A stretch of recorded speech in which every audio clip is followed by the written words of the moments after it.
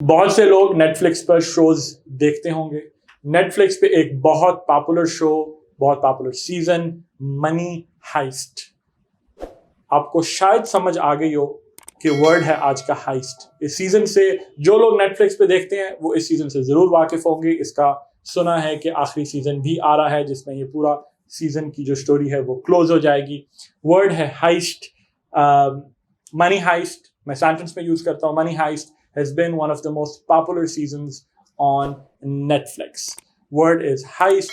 Heist का मतलब होता है सादा वर्ड्स में रॉबरी।